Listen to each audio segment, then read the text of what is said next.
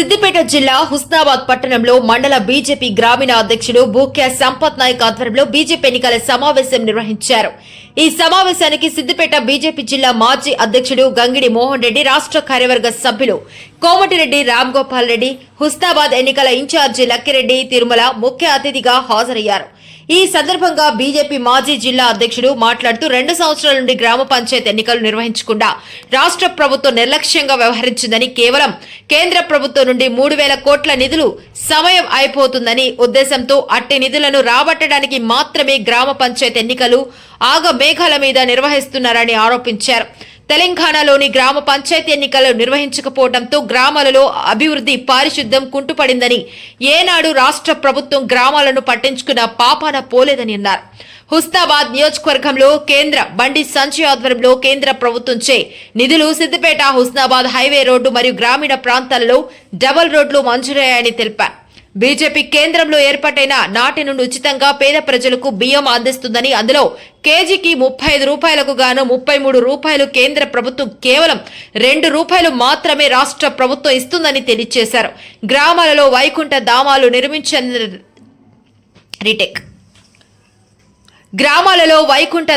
నిర్మించిందని తెలిపారు. నియోజకవర్గంలో BJP party అభ్యర్థులను ప్రతి గ్రామంలో, ప్రతి తండాలో, ప్రతి గ్రామ పంచాయతీలో బరిలో నిలుస్తారని, ఏకగ్రీవంగా బీజేపీ అభ్యర్థులను ఎన్నుకున్నట్లయితే అట్టి గ్రామానికి కేంద్ర ప్రభుత్వం నిధులు మంజూరు చేయిస్తారని కేంద్ర మంత్రి హామీ ఇచ్చారని తెలిపారు. గ్రామాలలో బీజేపీ సర్పంచ్ అభ్యర్థులను ప్రజలను కోరారు.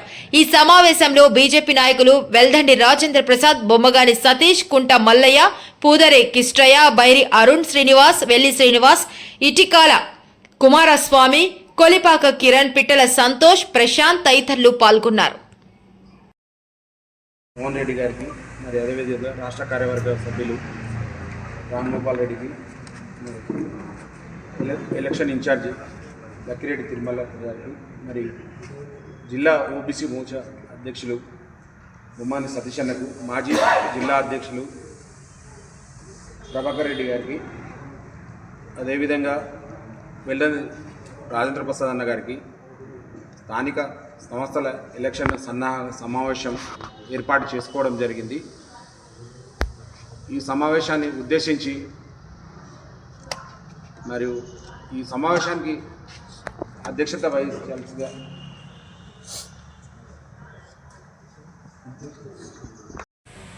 దుర్భర పరిస్థితి మనం చూస్తాం. పోయిన వర్షాకాలం సీజన్లో పారిశుభ్రత విషయంలో అనేక గ్రామాలలో పారిశుభ్రత కూడా నిర్వహించలేని పరిస్థితులలో గ్రామ పంచాయతీ ఉంది. పండగలు ఏదైనా వస్తే కనీసం స్ట్రీట్ లైట్లు వేసుకునే పరిస్థితి కూడా గ్రామ పంచాయతీలో లేదు. విలేజ్ సెక్రటరీలు వాళ్ళ సొంత డబ్బులు, ప్రభుత్వం డబ్బులు ఇవ్వకపోతే ప్రజల నుంచి ఒత్తిడి వస్తే వాళ్ళ సొంత డబ్బులు చేయించబట్టి చివరికి వాళ్ళకి కూడా చాలా జీతాలు కాబట్టి మేము ఈ విధులు నిర్వహించలేమని చెప్పేసి లీవులు పెట్టే పరిస్థితి మనం చూసాం. చివరికి ఈరోజు ఈ రాష్ట్ర ప్రభుత్వం ఈరోజు ఎన్నికలు నిర్వహించడానికి ముందుకు వచ్చింది. అయితే ఈ రాష్ట్ర ప్రభుత్వం ఇలా ఎన్నికలు నిర్వహించడానికి ముందుకు రానికి ప్రధాన కారణం ఇలా కేవలం కేంద్ర ప్రభుత్వం యొక్క నిధులు, విద్యుత్ ఫైనాన్స్ నిధులు ఏవైతే ఉన్నాయో 3,000 కోట్ల పైన నిధులు ఒకవేళ ఈ ఎన్నికలకైనా ఇప్పుడైనా నిర్వహించకపోతే ఆ నిధులు వాపసు పోయే అవకాశం ఉంది. కాబట్టి వాపసు పోదామన్న ప్రమాదంతో ఇలా ఈ ఎన్నికలు పెడుతున్నామని చెప్పేసి సాక్షాత్తు ఈ రాష్ట్ర ప్రభుత్వం, రాష్ట్ర మంత్రి గారే చెప్పడం జరిగింది. అంటే ఇది కేవలం కేంద్ర ప్రభుత్వ నిధుల గురించి జరుగుతున్న ఎన్నికలు. ఇలా గ్రామ పంచాయతీలు చూస్తూ ఉన్నాం మనం. గతంలో బీఆర్ఎస్ ప్రభుత్వం చూసినాం మనం. గతంలో బీఆర్ఎస్ ప్రభుత్వం చెప్పారు వాళ్ళు గ్రామాలలో అభివృద్ధి చేస్తాము, మీరు ఒకవేళ ఏకగ్రీవం చేస్తే మీ గ్రామాలకు 5 లక్షల రూపాయల ప్రోత్సాహం ఇస్తామని చెప్పేసి గతంలో బీఆర్ఎస్ ప్రభుత్వంలో చెప్పడం జరిగింది. వాళ్ళు ప్రోత్సాహం ఇచ్చడం పక్కన పెడితే మళ్ళా పార్లమెంట్లో కూడా సుమారు దాదాపు 60-70 గ్రామ పంచాయతీలలో ఈ కరీంనగర్ పార్లమెంట్లో ఏకగ్రీవాలు అయినాయి. కానీ ఏ ఒక్క గ్రామ పంచాయతీకి ఒక నయా పైసా కూడా ఆ రోజు ఇవ్వలేదు. వాళ్ళు నిధులు ఇవ్వకపోవడమే కాకుండా సర్పంచులు వాళ్ళ సొంత డబ్బులతోని పనులు చేస్తే వాటికి బిల్లులు రాక సర్పంచులు ఆత్మహత్య చేసుకున్న దుస్థితి మనం బీఆర్ఎస్ ప్రభుత్వంలో చూసాం.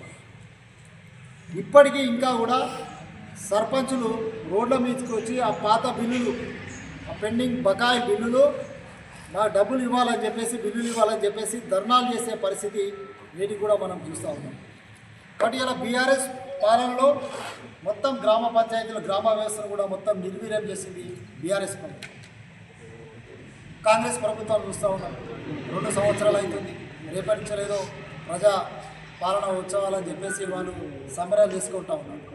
నేను అడుగుతా ఉన్నాను కాంగ్రెస్ ప్రభుత్వాన్ని, మీరు ఏం చేశారని చెప్పేసి ప్రజాపాలన ఈ ఉత్సవాలు చేస్తూ ఉన్నారని చెప్పేసి నేను కాంగ్రెస్ ప్రభుత్వాన్ని అడుగుతా ఉన్నాను.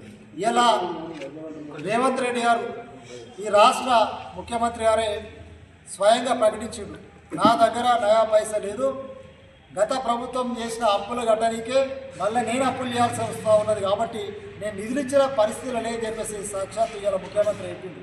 కాబట్టి ఇలా స్పష్టమైపోయింది. ఇలా ఈ కాంగ్రెస్ బలపరిచిన అభ్యర్థులను కానీ కాంగ్రెస్ వాళ్ళని గెలిపించినట్టయితే మన ఊరికి ఒరిగేది ఏం లేదని చెప్పేసి సాక్షాత్తు వాళ్ళ ముఖ్యమంత్రి గారే చెప్పడం జరిగింది. ఇంకొక వైపు కేంద్ర ప్రభుత్వం నరేంద్ర మోడీ గారు ప్రధానమంత్రి అయినప్పటి నుంచి దేశాన్ని ముందుకు తీసుకుపోయే విషయంలో పల్లెలు కూడా అంతే వేగంగా ఇలా పల్లె అభివృద్ధి గురించి వారు కట్టుబడి ఉన్నారు. ఇలా ప్రతి పల్లెలో కూడా జరిగిన ఈ గత 10-12 ఏళ్ల కాలంలో జరిగిన అభివృద్ధిని మనం తీసుకున్నట్టయితే ప్రతి పైసా కూడా అది కేంద్ర ప్రభుత్వం వచ్చిన నిధి లేదంటే రాష్ట్ర ప్రభుత్వం సంబంధించిన ₹1 కూడా మనకి ఇక్కడ కనబడుతుంది.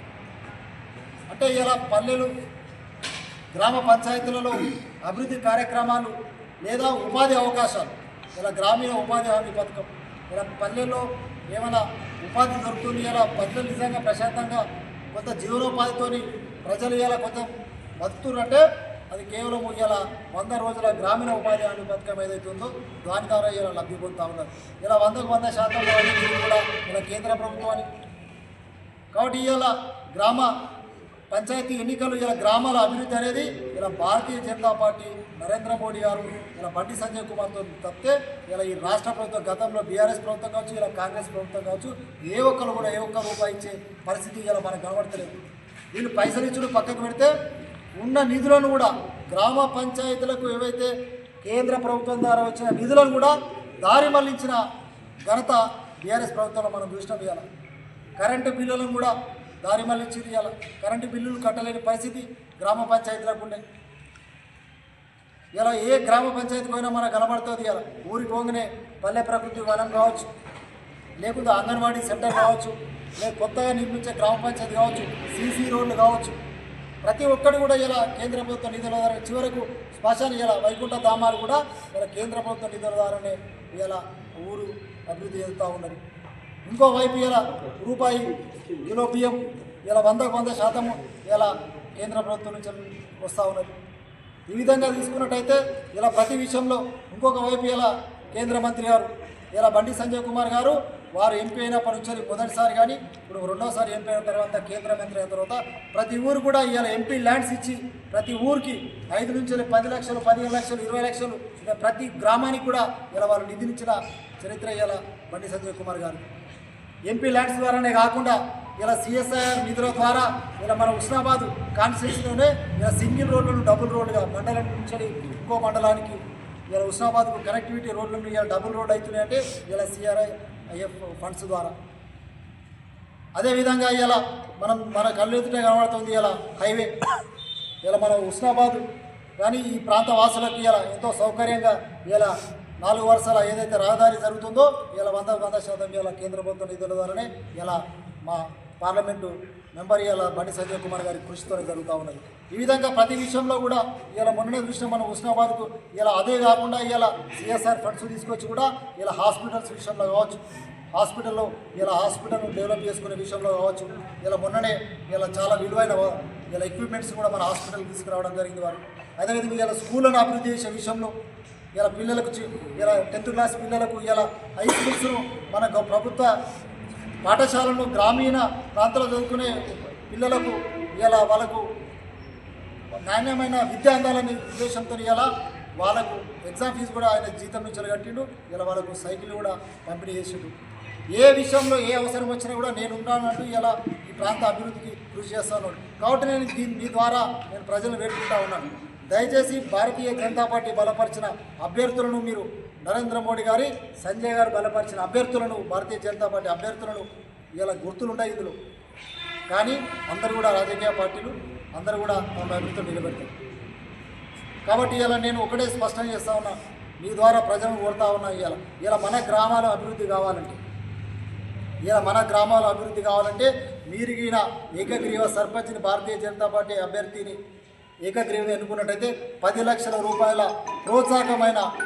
ప్రోత్సాహకాన్ని ఆ గ్రామ పంచాయతీకి ఇస్తా అని చెప్పేసి ఇలా కేంద్ర మంత్రి గారు ఇలా స్పష్టం చేయడం జరిగింది, వాళ్ళు ప్రకటించడం జరిగింది. ఇలా వారు ఇచ్చే నిధులతో పాటు అదనంగా ఇలా మీరు ఏకగ్రీవంగా ఎన్నుకున్నట్టయితే ఆ గ్రామానికి 10 లక్షల రూపాయలు ఇలా వారి సొంత నిధుల ద్వారా వారు ఇస్తా అని చెప్పేసి ప్రకటించడం జరిగింది. కాబట్టి ఇలా గ్రామాల అభివృద్ధి జరగాలి. ఇప్పటికే గ్రామాలలో అనేక సమస్యలతో కొట్టుమిట్టాడుతున్నాయి. కాబట్టి ఇలా భారతీయ జనతా పార్టీ అభ్యర్థులను మీరు గెలిపించినట్టయితే ఖచ్చితంగా మన గ్రామాలను అభివృద్ధి చేసుకునే విధంగా ఇంకా ముందుకు సాగే అవకాశం ఉంటుంది. కాబట్టి ఇలా నరేంద్ర మోడీ గారు సంజయ్ గారు వారు తెచ్చే నిధుల విషయంలో కావచ్చు, లేకపోతే ఈ నిధులను పక్కదారి పట్టే విషయంలో కానీ ప్రతి విషయంలో కూడా జాగరూకతతో మన గ్రామాన్ని అభివృద్ధి చేసుకునే విషయంలో మనకు తోడ్పాటు ఉంటుంది. కాబట్టి భారతీయ జనతా పార్టీ బలపరిచిన అభ్యర్థులను దయచేసి మీరందరూ కూడా వాళ్ళని బలపరిచి గెలిపించాలని చెప్పేసి ఈ ద్వారా మేము ప్రజలకు కోరుకుంటాం. మన ఛానల్ని చూస్తున్న ప్రతి ఒక్కరూ సబ్స్క్రైబ్ చేసుకొని లైక్ చేసి షేర్ చేయడం మర్చిపోకండి.